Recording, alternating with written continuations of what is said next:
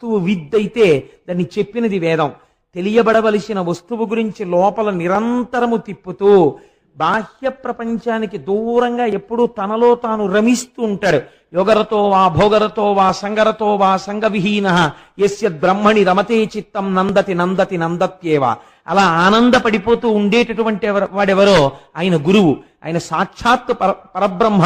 అందుకే గురుర్ బ్రహ్మ, గురుర్ విష్ణు, గురుర్దేవో మహేశ్వర, గురు సాక్షాత్ పరబ్రహ్మ తస్మై శ్రీ గురవై నమః. ఆ గురువుకి ఏది చేత కాదు. ఆయన దీనికోసం ప్రత్యేకం ఏదో సిలబస్ నేర్చుకోక్కర్లేదు. ఎదుటివాడు మాట్లాడిన ఒక్క మాటకి అంతే. ఒక్క మాట గురువు మాట్లాడా అవతల వాడి జీవన పథమే మార్చగలుగుతాడు. అంత లోకోన్నతుణ్ణి చేసేస్తాడు, అంత సర్వోత్కృష్టుణ్ణి చేస్తాడు. తాను ఇప్పటి వరకు ఏది ఉత్కృష్టత అనుకుంటున్నాడో దాని నుంచి తిప్పి అసలైనటువంటి పదం ఏదో, ఏ పదం వైపుకెళ్లాలో ఆ పదం వైపుకి గురువు తిప్పగలడు. అదృష్టమేమి జీవితంలో అటువంటి నారదుడితో వింధ్యపర్వతం మాట్లాడడం. ఎంత అహంకారం ఉన్నవాడైనా కావచ్చు, ఒక గురువు దొరకడమే జీవితంలో అదృష్టం. ఆ గురువుతో మాట్లాడడమే అదృష్టం. వాడి జీవితం మారిపోతుంది అంతే. చూడండి, అందుకే శంకరాచార్యులు వారి రుణం మనం తీర్చుకోలేమండి. శంకరులు అందుకే అంటారు, మనుష్యత్వం ముముక్షత్వం మహాపురుష సమాశ్రయ.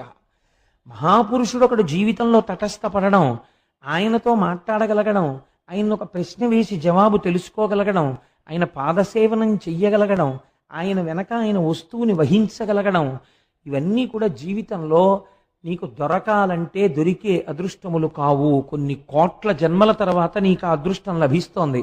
కాబట్టి గురువుతోడి సంపర్కము, గురువుతోడి అనుబంధము, గురువుతోడి కలయిక అంత గొప్ప స్థితికి తీసుకెడుతుంది. కాబట్టి ఇప్పుడు వింధ్యుడికి అహంకారం ఉండొచ్చు, కానీ ఎవరితో మాట్లాడుతున్నాడు? నారదుడితో మాట్లాడుతున్నాడు. ఆ నారదుడిని చూసి ఒక మాట అన్నాడు. ఎవరితో చెప్తున్నాడు ఈ మాట? బాగా జ్ఞాపకం పెట్టుకోండి, ఇది మనకి జీవితాన్ని నేర్పుతుంది. అందుకే గురువు దగ్గరికి వెళ్ళినప్పుడు తాను మాట్లాడకూడదు. మీరు దీపాన్ని వెలిగించేటప్పుడు ఏం చేస్తారు? ఒక్కసారి అగ్గిపుల్ల గీసి ఒత్తి దగ్గర చూపిస్తారు. ఆ దీపం మీ పూజ అయిపోయేంత వరకు ప్రకాశిస్తుంది. ఒకసారి వెలిగించిన తరువాత మీరు దానికి నమస్కారం చేసేసి పసుపు కుంకం వేసుకుని, ఈ దీపము పరంజ్యోతి, ఇది ఈశ్వరుడు అని, నతత్ర సూర్యో భాతి నచంద్రతారకం నేమా విద్యుతో భాతి కుతోయమగ్ని అంటూ పూజ చేస్తారు. ఇంకా మళ్ళీ మళ్ళీ దీపాన్ని కదుపుతూ ఉంటారా పూజలో? కదపరిహ. ఆ దీపం నిధనం అవ్వకుండా చూసుకుంటారంతే. అవసరమైతే మీకు ఒక్క పోసినా పర్వాలేదు, కానీ దీపానికి గాలి తగలకుండా కాపాడుకుంటారు కదండి. గురువు దగ్గర అంతే.